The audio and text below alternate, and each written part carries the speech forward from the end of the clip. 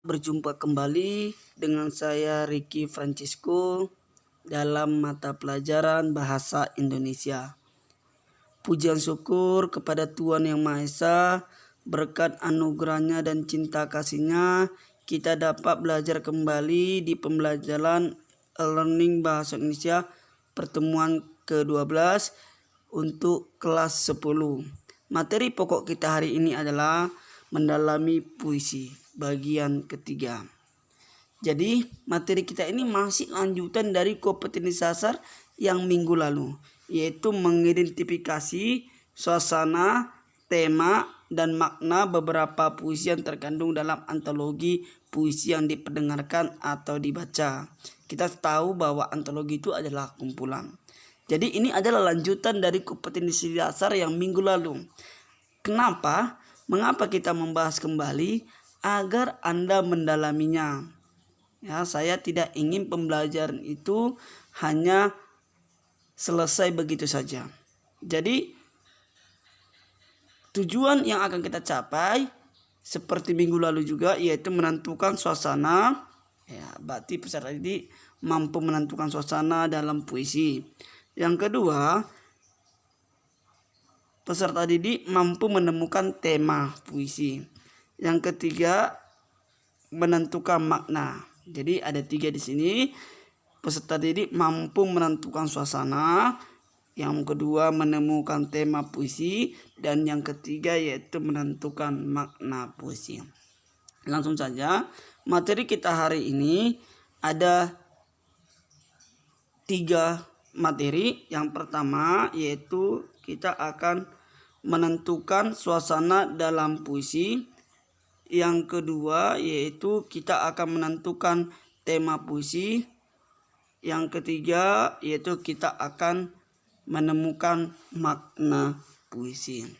Langsung saja pemaparan orientasi, yaitu puisi adalah salah satu bentuk karya sastra yang banyak disukai karena disajikan dengan bahasa yang indah dan sifatnya imajinatif. Jadi kita sudah tahu bahwa ciri khas dari puisi adalah bahasa yang indah dan menggunakan makna-makna yang bersifat konotasi. Bahkan puisi juga dianggap sebagai rangkaian kata yang menggambarkan perasaan penulis. Pesan yang disampaikan oleh penyair dirangkai dengan kata-kata yang indah. Ya, kata-kata yang indah itu akan membantu penyair menyampaikan makna kepada pembaca yang berbeda dengan bahasa sehari-hari. Bahkan juga berbeda dengan bahasa karya sastra lainnya, seperti dengan drama dan prosa. Jelas ya, karena puisi disajikan per bait, per larik ya. Sedangkan prosa dia sebuah paragraf, terdiri dari sebuah paragraf ya. Beda halnya dengan puisi. Makna puisi menjadi hal yang sangat penting ya. Jadi makna puisi itu sangat penting bagi pembaca. Kalau pembaca tidak memahami makna puisi, maka puisi itu tidak menjadi berarti ya kepada pembaca karena tidak memiliki makna. Jadi pembelajaran kali ini kita akan mempelajari bagaimana ya kita memahami suasana, tema, dan makna puisi yang disampaikan oleh penyair ya di dalam puisi. Langsung saja kegiatan 1, yaitu menentukan suasana dalam puisi. Pernahkah kamu membaca sebuah puisi yang meninggalkan kesan mendalam bagi perasaanmu? Misalnya sebuah puisi cinta yang membuat hatimu menjadi berbunga-bunga, atau puisi kritik sosial yang membuat perasaan kemanusiaanmu tersentuh. Itulah yang disebut dengan suasana, yaitu keadaan jiwa pembaca setelah membaca puisi itu. Jadi suasana itu yang berhubungan dengan kejiwaan ya. Akibatnya apa? Psikologis, yang berhubungan dengan psikologis yang ditimbulkan dari puisi setelah membaca puisi.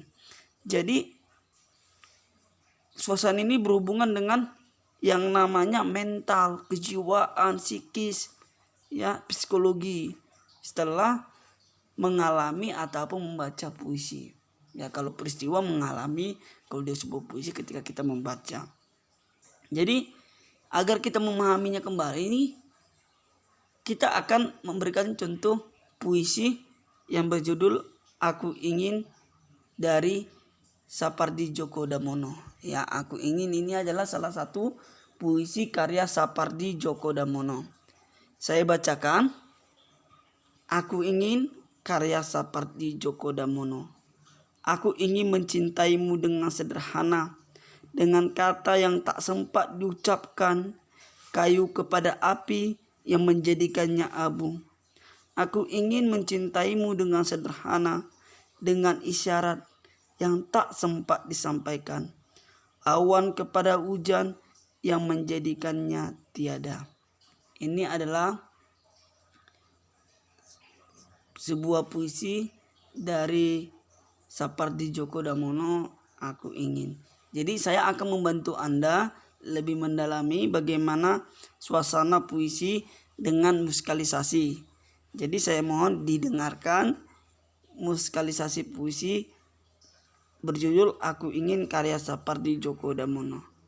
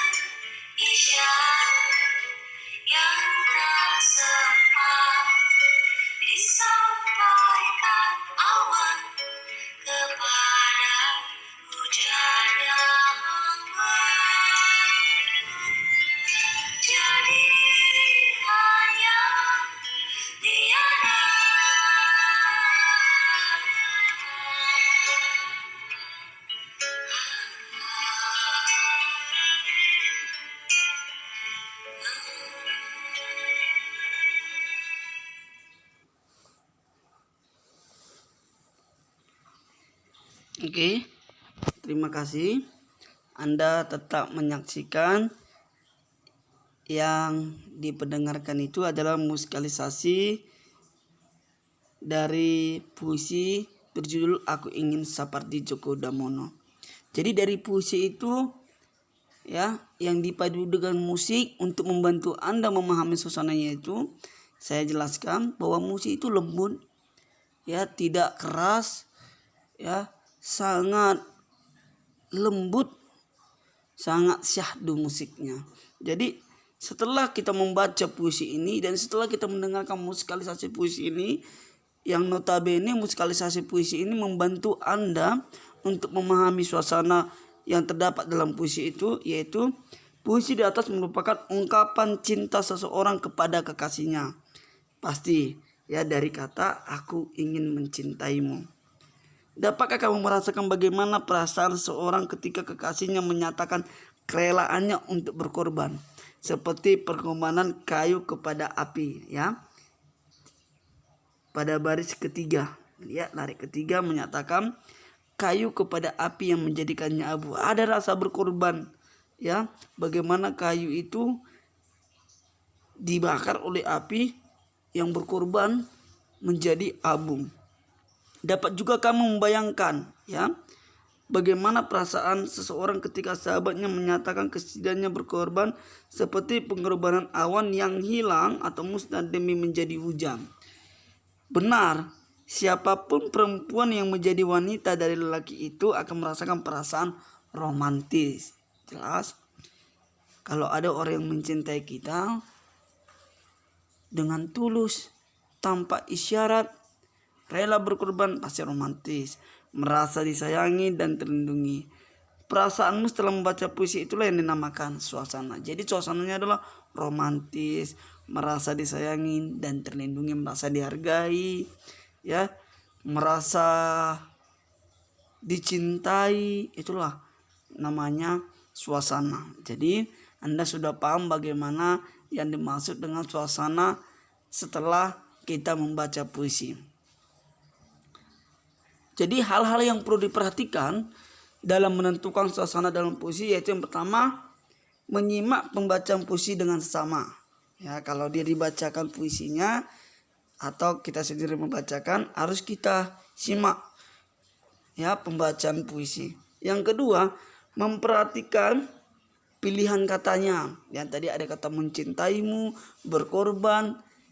Dalam puisi aku ingin seperti Djoko Damono, ya, tanpa isyarat, ya, itu adalah diksi, pilihan-pilihan kata yang mungkin menggambarkan suasana. Yang ketiga, memerhatikan teknik pembacaan. Ya, apabila dibacakan puisinya, maka lihat orangnya, mimiknya, artikulasinya, ya, intonasinya, ekspresinya, mimik ekspresinya. Ya, kita perhatikan, karena ekspresi sedih, suasana sedih, pastilah ekspresinya juga sedih, mimik sedih. Ya, kalau puisi itu dibacakan oleh orang lain. Yang keempat, memerhatikan musik yang mengiringi pembacaan puisi. Jadi ketika puisi itu disajikan dengan perpaduan musik dengan musikalisasi puisi, maka kita lihat musiknya, ya, karena musik menentukan atau berhubungan dengan makna dari puisi. Yang kelima, menentukan suasana yang dibangun dalam puisi yang dibacakan tersebut, ya. Lalu kita menentukan suasananya. Setelah langkah yang pertama, kedua, ketiga, keempat, maka kita akan menentukan suasana yang terdapat dalam puisi. Saya rasa Anda dapat memahami dengan jelas. Lanjut, yaitu menentukan tema puisi. Jadi di kegiatan 2 kita akan mempelajari tentang menentukan tema puisi. Jadi apa itu tema? Tema adalah ide dasar. Ide dasar yang apa? Yang mendasari sebuah tulisan, termasuk puisi. Tema puisi itu menjadi inti dari makna atau pesan yang ingin disampaikan penyair dalam puisinya.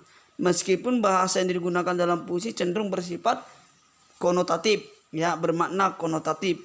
Nah, ini ada konotatif. Tetapi tema puisi salah satunya dapat dirunut, ya. Dirunut itu dapat dilihat, diamati, ya, dengan menggunakan kata-kata kunci. Ya, biasanya kata-kata kunci ini terdapat secara berulang kali atau penegasan. Tema puisi sangat menentukan penyair dalam memilih kata-kata. Ya, jadi tema itu berhubungan dengan kata-kata. Tapi kata kunci ini juga bisa kita lihat dari penegasan-penegasan yang mungkin disajikan oleh penyair yang bersinonim juga maknanya, boleh, ya, seperti karya Sapardi Djoko Damono, Aku Ingin. Sekali lagi saya bacakan, aku ingin mencintaimu dengan sederhana, dengan kata-kata yang tak sempat diucapkan, kayu kepada api yang menjadikannya abu. Aku ingin mencintaimu dengan sederhana, dengan isyarat yang tak sempat disampaikan, awan kepada hujan yang menjadikannya tiada. Jadi di dalam puisi aku ingin karya Sapardi Djoko Damono, tema puisi ini adalah tentang cinta, pasti jelas. Dari mana tentang cinta? Ya, dari mana tentang cinta? Karena pada pengulangan kalimat aku ingin mencintaimu dengan sederhana. Ya, kita ulang ya di sini. Ya, pengulangan ya. Di baris pertama dan baris keempat ya, aku ingin mencintaimu. Ya, berarti temanya cinta. Cinta kepada sesama, dua insan yang berbeda. Ya. Jadi Anda harus memahami kata-kata yang disampaikan agar mengetahui tema yang terdapat dalam puisi. Contoh lainnya lagi ya, di dalam tema Sajak Anak Muda Karya ya, karya W.S. Rendra. Jadi di dalam bukumu perhatikan buku paketmu ya. Jangan melupakan buku paketmu, itu ada Sajak Anak Muda Karya ya. Karya W.S. Rendra ya. Ada di situ Sajak Anak Muda karya W.S. Rendra. Di situ temanya tentang pendidikan. Kenapa? Karena menggunakan kata-kata yang berkaitan dengan ilmu pengetahuan secara berulang kali ya, yang berhubungan dengan pengetahuan. Misalkan ilmu hukum, nanti ada, tolong dibaca di buku paket, filsafat, logika, serta istilah-istilah pendidikan ya, seperti pendidikan, pengetahuan, sekolah, ujian. Berarti temanya tentang pendidikan. Jadi langkah-langkah yang harus kita perhatikan ataupun hal yang perlu kita perhatikan dalam menentukan tema, yang pertama merunut kata-kata kunci ya, memperhatikan, mengamati, menentukan ya, yang namanya kata kunci yang ada dalam puisi. Penyair memilih kata-kata yang digunakan sebagai tema dalam puisinya. Jadi kata-kata itu sangat penting di dalam puisi dalam menentukan tema dan suasana. Yang kedua, memperhatikan pengulangan kata ya, pengulangan kata-kata yang digunakan oleh penyair. Mengapa? Karena itu adalah sebagai penegasan kepada pembaca atau penikmat puisi. Ya. Karena mengulang kata-kata berarti kita menegaskan kata-kata tersebut kepada orang lain. Yang ketiga, menentukan kata-kata yang berkaitan dengan istilah yang mungkin itu berhubungan dengan keilmuan seperti pendidikan, teknologi, budaya ya, yang seperti pada puisi yang berjudul Sajak Anak Muda karya W.S. Rendra yang mungkin dapat kamu baca di buku paket Bahasa Indonesia kelas 10 ya. Demikianlah tentang menentukan yang namanya tema puisi. Jadi tema puisi itu kamu perhatikanlah langkah-langkah berikut yang telah saya paparkan seperti yang kamu simak tadi. Lanjut, yang ketiga terakhir yaitu menentukan makna puisi. Jadi tadi kita sudah menentukan yang namanya suasana, tema. Sekarang makna atau isi maupun pesan dari puisi tersebut. Memahami isi puisi sangat berbeda dengan memahami prosa. Ya, berbeda ya. Mengapa berbeda? Karena makna atau isi puisi dapat dipahami dengan baik jika arti kata-kata terkandung dalam puisi dapat dipahami ya. Dapat dipahami. Itu perbedaannya loh ya kepada peserta didik kelas 10. Jadi puisi itu berbeda dengan yang namanya prosa ya, dalam memahami kata-kata, karena penyajiannya juga berbeda ya. Kalau puisi berkaitan dengan bait, larik ya, sajak, tetapi kalau prosa tidak ada memiliki bait, larik ya, persajakan. Inilah hal yang membedakan puisi dengan karya sastra lainnya. Lalu kamu harus menafsirkan arti setiap kata dalam puisi. Harus kenapa menafsirkan? Karena puisi sering menggunakan kata-kata yang bersifat konotasi, ya, bersifat konotasi. Jadi hal-hal yang perlu kita lakukan untuk menyimpulkan isi atau makna puisi adalah sebagai berikut. Yang pertama, baca puisi secara keseluruhan, jangan sepenggal-sepenggal. Jadi karena bait pertama dan bait selanjutnya saling berkaitan. Yang kedua, tentukan kalimat utama ataupun gagasan utama setiap bait dalam puisi. Ya, cari mana kalimat yang utama, baris yang utama untuk mewakilinya. Seperti tadi dalam puisi, aku ingin mencintaimu. Ya, aku ingin karya Sapardi Djoko Damono. Aku ingin mencintaimu. Itu merupakan kalimat utamanya, gagasan utamanya. Ya, karena secara berulang sekali diucapkan atau disajikan oleh penyair. Yang ketiga, susunlah secara sistematis gagasan utama tersebut. Susun per paragraf atau per bait. Per bait, puisi per bait. Jadi per bait itu memiliki makna. Per bait puisi itu memiliki makna. Jadi nanti latihan kamu seperti itu, nanti mencari makna per bait. Lalu tuliskan kembali dalam bentuk paragraf. Jadi dalam bentuk paragraf, satu paragraf saja Anda akan memaknai satu bait per bait dalam sebuah puisi. Yang kelima, setelah kamu tulis, suntinglah, perbaiki apabila ada kesalahan. Tinjau kembali apakah benar yang saya kerjakan, makna puisi yang telah saya baca, ya, yang telah saya tuliskan, benar tidak maknanya. Nah, disunting lagi. Oke. Jadi seperti Pahlawan Tak Dikenal, karya Toto Sudarto Baktiar. Jadi ini contoh yang untuk membantu Anda memahami makna puisi. Jadi dapat kamu baca, 10 tahun yang lalu dia terbaring, tetapi bukan tidur sayang. Sebuah lubang peluru bundar di dadanya. Senyum bukunya mau berkata, kita sedang perang. Dia tidak ingat bila mana dia datang. Kedua lengannya memeluk senapang. Dia tidak tahu untuk siapa dia datang. Kemudian dia terbaring tetapi bukan tidur sayang. Wajah sungis setengah-tengada, menangkap sepi pandang senja. Dunia tambah beku di tengah derap dan suara menderu.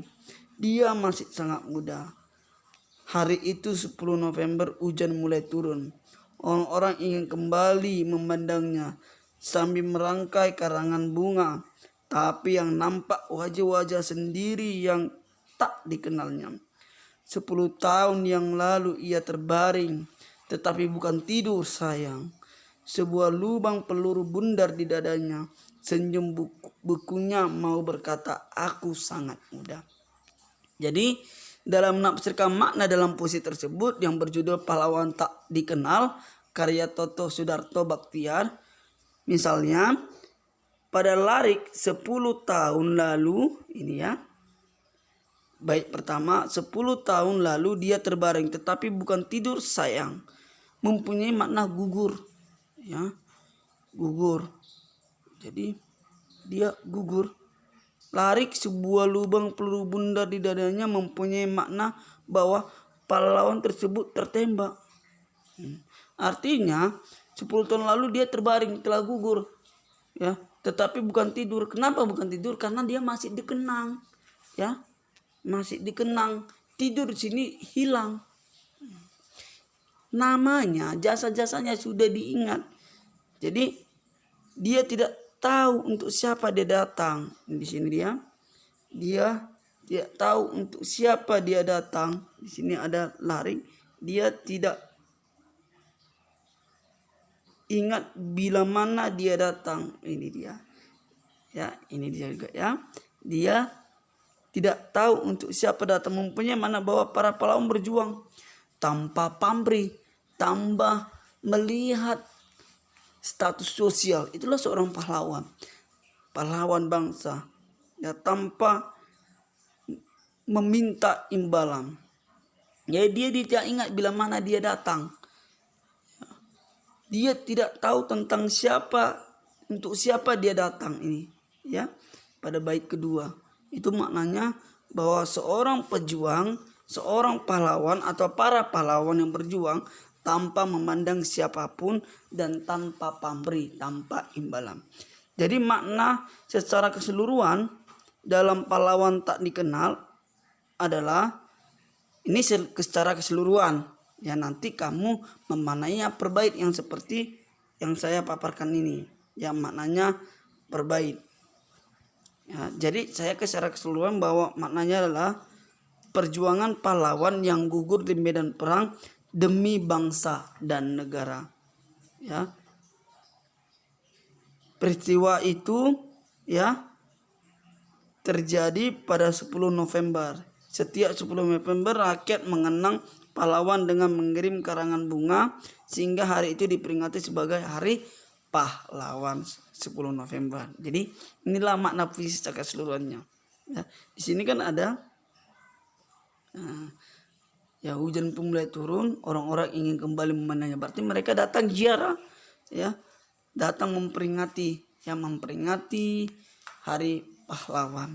Jadi Anda sudah memahaminya secara perbaik, sudah saya jelaskan seperti sebelumnya.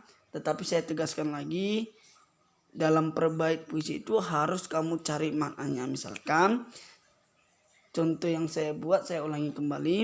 10 tahun yang lalu dia terbaring, artinya 10 tahun lalu dia telah gugur, ya, telah berjuang, ya, tetapi bukan tidur sayang. Ya, berarti dia sudah gugur, sudah wafat, ya, sudah meninggal, tetapi dia tidak dilupakan. Artinya ya, sebuah lubang peluru bundar di dadanya, berarti dia tertembak. Ya, dalam perjuangannya dia tertembak di bagian dadanya peluru. Senyum bukunya mau berkata kita sedang perang, berarti dengan semangat. Di situ ada kata senyum, berarti dia tetap semangat, ya. Dan mengatakan bahwa kita ini lagi berjuang mempertahankan hak kita. Jadi inilah maknanya dia perbait.